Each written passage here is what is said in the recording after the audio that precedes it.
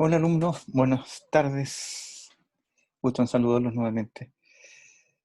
La grabación de hoy día, la clase que corresponde, esto es la unidad nueva que vamos a comenzar a ver el día jueves, ¿no? El jueves 15, jueves 15, en la hora que nos corresponde a biología, tercero y cuarto de enseñanza media. Es la unidad nueva que se refiere a patógenos, es decir, enfermedades producidas por bacterias, virus u hongos, microorganismos, y más adelante, porque son 3 sesiones, la primera con agentes patógenos, vamos a ver dentro de los agentes patógenos, bacterias, virus, vamos a ver después el sistema inmune, cómo funciona nuestro sistema de detección de agentes extraños en nuestro organismo para poderlo combatir y nosotros estar en estado de salud, como corresponde. Y la tercera parte corresponde al estado inmunitario, ¿no? Que en el fondo es lo que le estoy planteando en principio, cómo funciona nuestro organismo con barreras naturales y barreras también que son barreras naturales y barreras adquiridas, ¿no? Que es lo que vamos a comenzar a ver. La clase de ahora vamos a compartir pantalla para que podamos ver bien a lo que me refiero. Este ya está puesto en pantalla, ya está puesto, perdón, en la página web de ustedes. Les recuerdo que este jueves tienen prueba con nosotros, tienen prueba conmigo sobre ADN, todo el proceso del ADN, desde la replicación, transcripción y traducción. ¿Ya? Hay material suficiente como para poderlo ver. Bueno, como dice acá el título, esta es una nueva etapa que vamos a comenzar ahora y podemos ver que así como el mundo que nos rodea aquí es totalmente tangible para nosotros, es decir, lo podemos observar a simple vista, lo podemos oler en algunos casos, lo podemos palpar en otras cosas, lo podemos degustar, también existe un mundo que es virtualmente invisible, que es el mundo de los microorganismos, ¿no? Estos pequeños organismos muy pequeñísimos, invisibles, solamente visibles a sistemas ópticos como los microscopios comunes y corrientes o los microscopios electrónicos, donde se pueden ver con mayor detalle los, las características que tienen. Aquí también están viendo virus entre medio que están tan de moda, ¿no? Y están viendo acá glóbulos rojos, por lo tanto estamos dentro de un vaso sanguíneo. El virus está en este instante atacando a la persona y ocupa obviamente el torrente sanguíneo para irse depositando e ir acumulando ADN o ARN dependiendo de su necesidad. Eso lo van a comprender más adelante. Veamos qué sigue después entonces. ¿Qué es un agente patógeno? Es todo aquel microorganismo capaz de provocar enfermedades de un huésped. Es decir, nosotros tenemos, si bien es cierto, un sistema de defensa que nos permite estar medianamente protegidos, sí a veces somos sobrepasados por este tipo de microorganismos. Porque pueden ser demasiados, porque son distintos, porque son diferentes, porque no son reconocidos por nuestro sistema, o simplemente porque nuestro sistema de defensa está agotado, está por proceso de estrés, por algún cáncer, también está atenuado. También existen dentro de los microorganismos, podemos ver dos tipos que son los que habitan libremente y aquellos que se llaman microorganismos nosocomiales. Estos están exclusivamente en hospitales, ¿ya? Son los que provocan las famosas infecciones nosocomiales o infecciones intrahospitalarias. Si comparamos la agresividad de un microorganismo ambiental con la agresividad de un organismo nosocomial, el nosocomial es aquel que a través del tiempo va adquiriendo resistencia.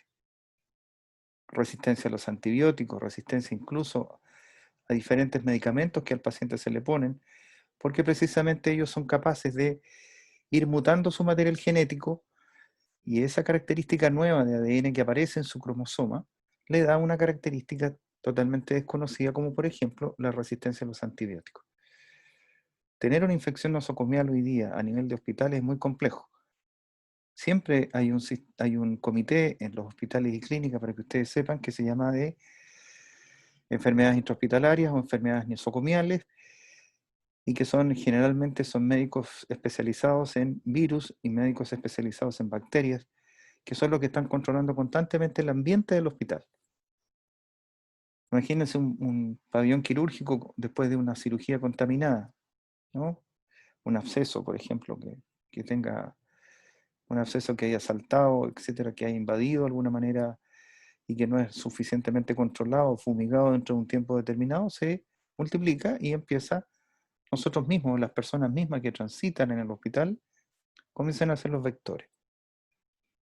Pero así como los hay patógenos, patógenos significa capacidad de promover o de provocar una enfermedad, también los hay aquellos que son microorganismos que son benéficos, de que son parte de nuestra flora, de nuestra cantidad de gérmenes que tenemos como tal, que los encontramos generalmente en las cavidades, ¿no? La cavidad nasal, la cavidad bucal, los dientes, la lengua es altamente contaminante por la cantidad de alimentos que nosotros tenemos. El intestino tiene una flora que es normal que permite la síntesis de ciertas vitaminas, como las vitaminas A, B, por ejemplo, en los orificios naturales como el ano o la uretra también, en un principio, en un inicio de la uretra, en el inicio de la uretra, tanto en hombre como mujer, también están presentes, pero no hacen gran daño, son parte de la flora.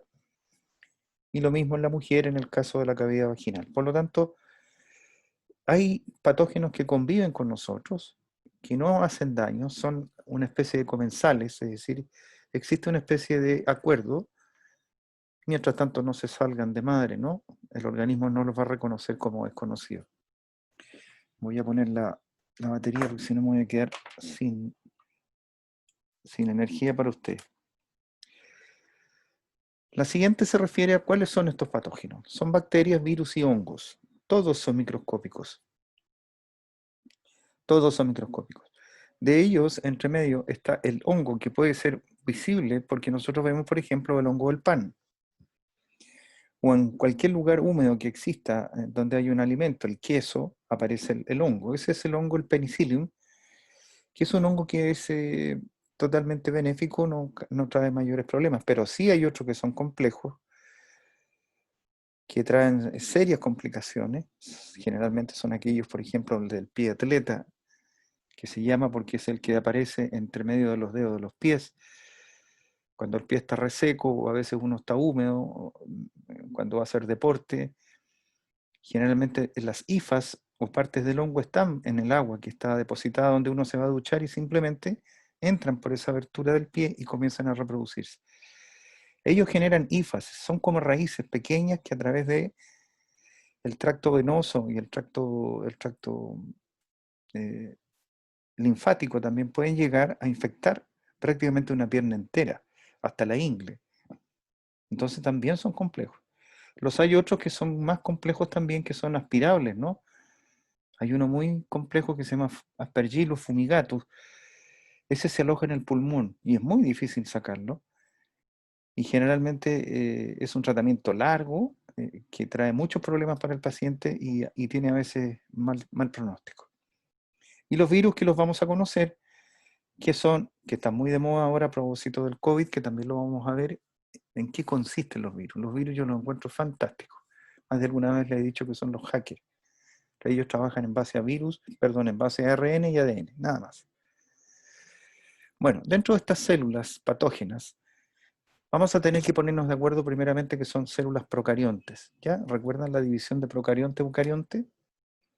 Bueno, la procarionte en el fondo es aquella que es primitiva, es con la que nacen estos primeros microorganismos, son de una simpleza increíble desde el punto de vista de los organelos celulares y la característica principal es que no poseen núcleo celular. No es que no tengan ADN, el ADN no está encapsulado, no está encerrado en un núcleo, sino que está libre a través de un filamento de ADN que puede ser circular o puede ser filamentoso, ¿ya? Pero no está encerrado en un lugar. Por lo tanto, ustedes, cuando observan una bacteria en el fondo, van a ver una mancha difusa en el microscopio, o simplemente no lo van a ver bien, a diferencia de las células nuestras, ¿no? Las eucariontes, las que tienen sí verdadero núcleo, van a ver un manchón que es bastante claro. Son células primitivas, corresponden a las bacterias y las hay obviamente patógenas y no patógenas, tal como les expliqué. Junto con eso también hay saprófitas, ¿ah? Aquellas que profitan del material de descomposición. Cualquier materia orgánica que se encuentra en la naturaleza, sean cadáveres de animales, ¿no? De cualquier especie. Incluso el ser humano, cuando empieza su proceso de descomposición con, con la muerte, está empezando a ser colonizado precisamente por bacterias, ¿ya? Material en descomposición. Las hay aquellas que son comensales, que viven en comunidad, en el caso de nosotros. Como les decía, no contienen material genético, no contienen núcleo, pero sí, perdón, material genético y son de reproducción asexuada. ¿Qué quiere decir esto? No necesitan de otra bacteria, sino que ellas se dividen, ¿ya? Simplemente en una se divide en dos y así sucesivamente de manera rápida. Tienen una velocidad que entre un ciclo más o menos de 20 minutos, que son millones de bacterias que aparecen. ¿Cuáles son las formas tradicionales? Las hay formas cocáceas, en las cuales están las olas que se llaman las cocáceas, los de a dos diplo, los estáfilos, los estreptos cuando se forman en cadenas, las zarcinas cuando se forman en grupos geométricos y las tétradas cuando son. ¿Por qué son importantes? Lo mismo los bacilos. Son modos de poderlos identificar, ¿ya? Por ejemplo, el diplococo es característico de las neumonías, es decir, infección pulmonar, ¿no es cierto? El estáfilo generalmente está presente en la piel. Por eso cuando a veces uno se rasca y hace herida en la piel, a veces aparece o se infecta la piel. Esas espinillas que nosotros reventamos están llenas de estáfilos, ¿no? Es decir, gérmenes que están en la piel y que son oportunistas en el momento de destruir la piel, que es una barrera natural, ellos entran, ingresan y empiezan a reproducirse. Los hay en forma de bastones, ¿no? También hay agregados entre cocos y bacilos. El bacilo es un bastón, diplobacilos, streptobacilos. Fíjense en un detalle. Streptococo y streptobacilo en el fondo cambian de forma, pero fíjense que forman una cadena, por eso se llaman streptos. Y hay otros que se llaman vibriones o espirilos. ¿Ya? La espiroqueta streptomyza pallidum, por ejemplo, que produce la sífilis, el Vibrio cholerae, que es otro también que produce el cólera, etc. Esta es una de las formas, de las tantas formas de poderlos identificar. La forma, el color, el tipo de colonia que forman cuando se reproducen, si son brillantes, si son opacos, si son hediondos o no tienen aroma, etc. Hay una batería completa de características para poder identificar, junto con otras baterías químicas también, para decir perfectamente bien qué tipo de microorganismo es. Si es una Escherichia coli, si es una pseudomonas, si es un diplococo pneumoniae, streptococo pneumoniae.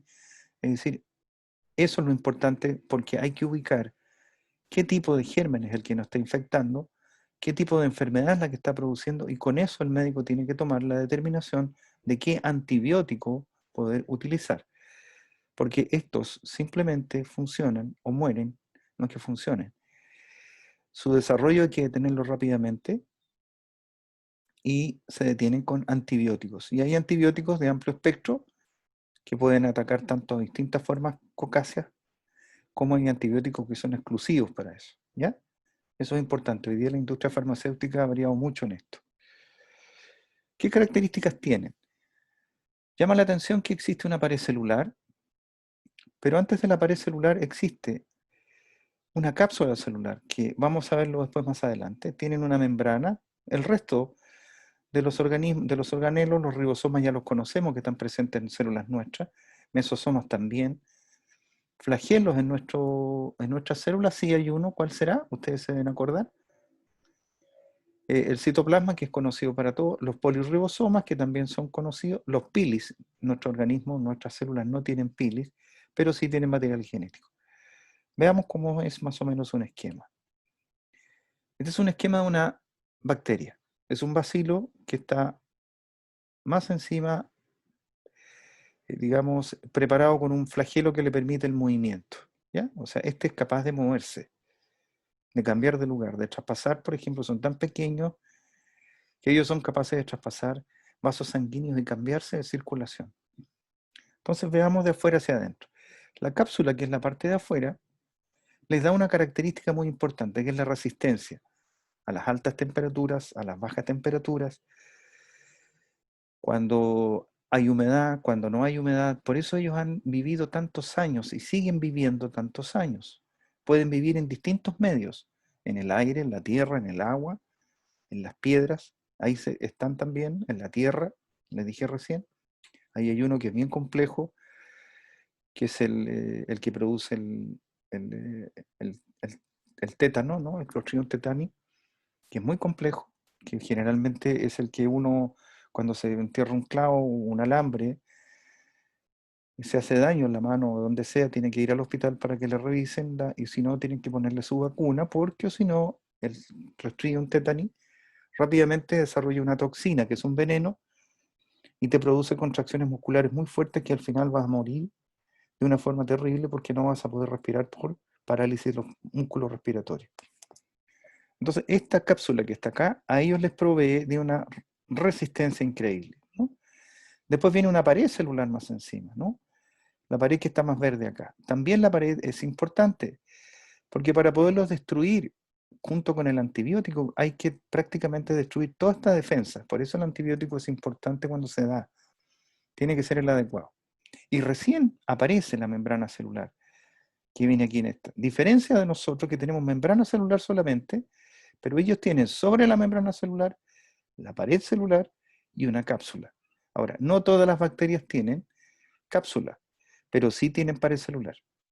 ¿Ya? La cápsula está en algunas especies de bacterias y en otras no, pero sí que es común para todas la presencia de una pared celular. El citoplasma, los ribosomas que están de punto negro, que son puntitos negros, que son los que sintetizan ARN. Y esto es lo que yo les decía, que no existe un lugar físico claro donde ubicar el ADN, sino que está totalmente disperso, ¿no? Y el flagelo. Y estos pequeños tubos que se ven acá, que son tubos que están conectados con el interior, se llaman pilis, ¿no? Que se ubican a veces en etapas de apareamiento de material genético. Ellos se pueden juntar y se comunican entre sí por los pilis e intercambian información genética, intercambian material genético. Aquí lo pueden ver más claro: ribosomas, citoplasma, el ADN, que en este caso es uno circular. Pueden haber incluso un ADN extra, que lo vamos a ver más adelante, que es de forma circular, que se llama plasmidio. Bueno, figura la cápsula, la pared celular, la membrana plasmática y los pilis y el flagelo. No todos tienen flagelo, ¿ya? No todos tienen flagelo. Vemos el material genético. Dijimos en principio que todos tienen material genético, sí. Todos tienen ADN, sí. Pero no tienen un lugar ni tienen una cápsula donde están encerrados, simplemente están libres. Esta es una hebra de ARN, ¿ya? Tal como la ven ustedes, pero además algunos tienen otro segmento de ADN que es un ADN extra que se llama plasmidio, ¿ya? Este plasmidio tiene características especiales. Por ejemplo, el desarrollar, aquí puede estar la información genética que le da a esta bacteria eh, características para adaptarse al entorno, por ejemplo, características para ser resistente a cierto antibiótico, ¿ya? Es decir, ahí hay genes que en este ADN normal propio de la bacteria no está. Pero si desarrolla este plasmidio, sí que la bacteria tiene, sí que la bacteria tiene características especiales que las comunes y corrientes no tienen. Entonces, es un arma, perdón, es un arma muy potente desde el punto de vista genético, porque este plasmidio puede transmitirse a otras generaciones, ¿ya? Por lo tanto, se transmite de generación en generación esta información genética. Aquí los pueden ver en una microfotografía. Estos son bacilos, ¿ya? Diplobacilos. Hay algunos estreptococos acá, pero generalmente se ven de a dos, que son de a dos o de a uno, pero aquí se ven perfectamente bien por esta microscopía electrónica. Aquí lo que estaríamos viendo probablemente será la pared celular o la cápsula celular, dependiendo de qué tipo de bacilo estemos viendo. Más yo no lo sé, pero asumo que por la irregularidad puede ser una pared celular, como puede ser una cápsula también. Pero recuerden que no todos tienen cápsula. Todos tienen pared celular, pero no todos tienen cápsula. Distintas formas, ¿ya? Esta es una bacteria una sola, pero vean ustedes la forma que tiene. El Treponema pallidum, que es el que produce la sífilis. Este problema de la sífilis es un marcador social porque así como la tuberculosis es un marcador también de la higiene de una sociedad, de un país, de la pobreza de un país, porque este habita generalmente en el perdón, en el cerebro, ¿ya? Y provoca bastantes problemas, ¿ya? Eh, el treponema pallidum, la sífilis es una enfermedad de tipo de transmisión sexual. Es bien complejo, sobre todo esto era muy común, hay muchos años atrás, en el tiempo de los años 30, 40, 50, era muy común las enfermedades de sífilis, porque el comercio sexual, los antibióticos y todas estas cosas que hoy día existen, la información, los métodos de defensa contra este tipo de enfermedades no existían, hoy día está el condón, antiguamente era muy poco usado el condón, y esto se transmitía a través del contacto sexual, a través de obviamente la prostitución, y provocaba bastantes problemas, sobre todo si la madre tenía sífilis, el hijo iba a salir con algunos marcadores de sífilis, ¿no? Como por ejemplo ausencia del hueso nasal, es decir, es como la nariz del boxeador, no tenía una nariz totalmente plana, era precisamente por un marcador que esta bacteria le produce en el proceso de formación de la nariz del feto, le provoca esa característica. Este es un bacilo, esto es una microfotografía, pueden ver ustedes el filamento bastante grande y el bacilo, y se mueve con mucha facilidad. Este tiene más de 1 micrón aproximadamente, 1,5 micrones debe ser aproximadamente, 1 micrón, un cuarto, pero ven ustedes la diferencia del bacilo, que es bastante grande. Ok, las características son procariontes en la reproducción, son reproducción asexuada, es decir, yo les dije que no necesitan otro para reproducirse, se autoduplican solo por simple división, duplican su ADN y lo reparten equitativamente en las células hijas. Su reproducción es exponencial. Parten con la origen 1, 2, 4, 8, 16, 32, 128. Y esto se da prácticamente en tiempos promedio de 15 a 20 minutos los ciclos de reproducción, dependiendo características como temperatura, humedad, luz, los nutrientes, la acidez, etc. Pero vean ustedes que son rápidos. Uno ya prácticamente al enterrarse una aguja en un dedo, se está enterrando no solamente una bacteria, se está enterrando, supongamos, 100. Ya prácticamente entre 15 y 20 minutos se produce un ciclo de reproducción que cada una de ellas es exponencial. Por eso el dedo se pone rojo, tiene como latido, porque ahí está actuando precisamente el mecanismo de defensa que es el sistema inmunitario. Eso lo vamos a explicar después a través de los glóbulos blancos. Ok, las bacterias fuera de reproducirse de modo asexuado, dice, también poseen un mecanismo de transferencia de ADN que permite, por ejemplo, la resistencia a antibióticos, que es el caso del plasmidio. ¿Ya? Aquí estamos hablando de dos tipos de reproducción o dos tipos de repartición de ADN. Uno que es conjugación cromosomal a través del cromosoma, un segmento de cromosoma, se pasa a la otra bacteria y la bacteria lo integra. O puede ser un segmento del plasmidio, que es ese ADN circular que ustedes les mostré recién. Acá tienen, por ejemplo, el caso de la conjugación cromosomal. Aquí tiene un solo cromosoma, aquí no hay plasmidio.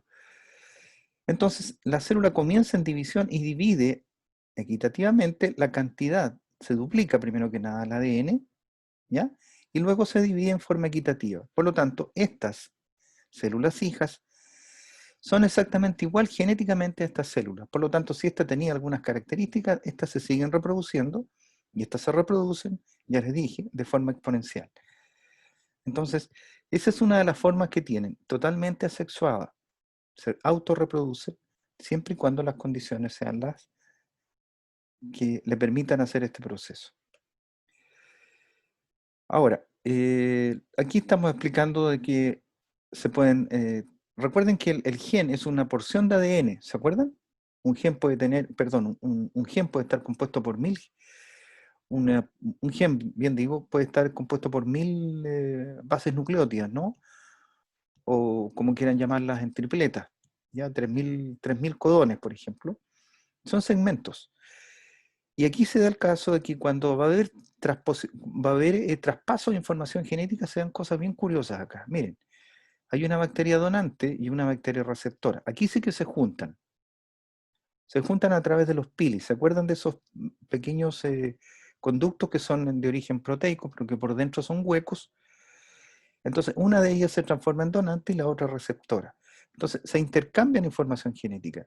Quiere decir que, por ejemplo, si una tiene una condición que es mejor, se la va a traspasar a la otra para que la incorpore a su ADN y sus próximas progenes, sus próximas bacterias, tengan esa característica que no tenían antes. Por lo tanto, la bacteria receptora, dice, posee nuevos genes. Por ejemplo, resistencia a los antibióticos. Aquí ustedes pueden ver un tipo de conjugación. Aquí hay acá en este caso estamos viendo una conjugación de tipo plasmidial, porque aquí hay un plasmidio, ¿se fijan? Y aquí está el cromosoma que tienen todas. Pero aquí estamos hablando exclusivamente del plasmidio. Fíjense que los pilis se unen, este otro se multiplica, ¿ya? Se reproduce y parte de este plasmidio que tiene genes pasa al que no tenía genes. Y al final, cuando la célula se divide, ambos quedan con plasmidio. Este es el receptor, perdón, este es el receptor y este es el donante, ¿ya? Este es el receptor y este es el donante. Aquí se ve mucho más claro. Donante y receptor. Por lo tanto, le entrega este material genético reproducido, duplicado, y se lo entrega a la célula receptora. Por lo tanto, una vez que se divide, ambos ya tienen un plasmidio, pero con la misma información genética. Y el plasmidio aquí puede tener muchas características. Puede ser, por ejemplo, más resistente a la humedad o más resistente al agua, más resistente a la temperatura, más resistente a las bajas temperaturas. Se han encontrado en los hielos antárticos, se han encontrado bacterias sin ningún problema, porque son capaces de sobrevivir, tienen una larga vida siempre y cuando ellos pueden funcionar perfectamente bien. Entonces, si lo comparamos con el otro sistema, aquí simplemente se divide el material genético del ADN, ¿ya? Que es el filamento común y corriente, y ambos contienen los mismos genes. Pero, en este caso, aquí estamos en el caso anterior, solamente el cromosoma, pero hay bacterias que tienen plasmidio, como les dije yo, y el plasmidio se puede compartir a través del pili. Aquí el pili se abre, es totalmente abierto para que esto pueda pasar al otro lado. Y ahí quedan las dos ya con el material genético de ambas, ¿no? Esos en el fondo, dos tipos de transferencia de ADN. Cromosomal, que acabamos de ver en primera instancia, y la plasmidial, que es la que estamos viendo en este momento. Aquí ustedes tienen, por ejemplo, el apareamiento de dos bacterias, una que tiene pilis más grandes, pero aquí se ve un pili formado, está un poco grotesco, pero aquí se está produciendo la transferencia de material genético.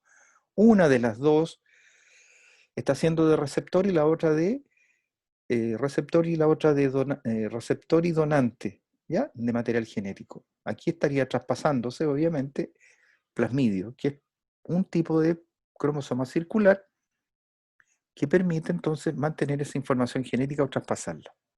Aquí la pueden ver exactamente igual. Aquí hay un tipo cromosomal también que puede ser de alguna manera en el cual el ADN en el plasmidio, miren, fíjense bien acá en un detalle, que no se ve bien acá acá está el cromosoma, el cromosoma, obviamente, y aquí parte del cromosoma toma parte de este ADN que está. ¿Ven? También el cromosoma puede ser infiltrado por material genético. Ahora, entiendan esto. Esto tiene sus pros y sus contras. Pero hoy día la biotecnología permite, a ver si tengo diapositivas más adelante, claro, permite hoy día la biotecnología trabajar con el ADN de bacterias para hacer trasplantes de injertos de genes. Ustedes ya saben perfectamente bien que son esos de ahí, son las bases nitrogenadas. Y esta es una hebra de ADN que se cortó. ¿Ven? Acá estaba la hebra que estaba aquí, la tengo acá, sí sale de esa manera, pero no es así como hace. Pero lo que están diciendo acá es que esto se puede traspasar o injertar a otro ADN de otra bacteria o de células para producir características que no existían antes. Por ejemplo, en la revolución agrícola, hoy día se puede tener un choclo, por ejemplo, más resistente a estar sin agua, como en el caso, hay choclos que son, antiguamente, el choclo necesita mucha agua para desarrollarse, sin embargo, hoy día hay cepas de choclos por la biotecnología en la cual se alteró, es un transgénico que se llama, se alteró su característica genética y da granos más grandes, más resistentes al calor y no necesitan tanta agua. Eso es lo que yo tenía para conversar sobre las bacterias, que son microorganismos, ya les dije que son benéficos y son también de aquellos que nos provocan problemas. Por eso es importante la higiene personal. La piel como tal, la vamos a estudiar más adelante cuando veamos sistema inmune, tiene una flora que lo acompaña constantemente, ¿ya? La piel en el fondo, como está expuesta al exterior cuando uno sale a la calle, microorganismos que se pegan en la piel. Entonces, las vías de entrada son las mucosas, por el ojo, es decir, lo mismo que el virus, el COVID, entra por entra por la parte del ojo, que es bien digo, la esclera y la conjuntiva, que es la capa que cubre el ojo, puede entrar por vía respiratoria, por vía bucal. Tenemos también los orificios naturales. Por eso es importante. eh, Hay unos que dicen que no es necesario bañarse todos los días. Hay otros que dicen que hay que dejarse 2 días sin bañar para que la capa de grasa que nuestro organismo produce hace que sea una capa extra ¿cómo se llama? De defensa. Bueno, sea cual fuera el problema, igual hay que lavarse por lo menos las partes íntimas, en el fondo, sobre todo donde están expuestas las mucosas, ¿no? Los dientes, la lengua. Los espacios interdentarios son importantes porque ahí se crean bacterias que se llaman anaeróbicas. Son bacterias que no necesitan oxígeno o necesitan muy poco oxígeno para morir, para vivir. Por lo tanto, también el mal aliento tiene que ver con una mala higiene bucal, ¿ya? Junto con lo que estamos comiendo nosotros, nuestro organismo también desarrolla, entre los dientes empieza a fermentar los azúcares, las proteínas, y quedan entre los dientes y ese es el aroma desagradable que tenemos. Por eso la higiene bucal es importante, ¿ya? Eso es lo que tenía por ahora y espero que les guste y les recuerdo que estudien para la próxima semana, es decir, el jueves.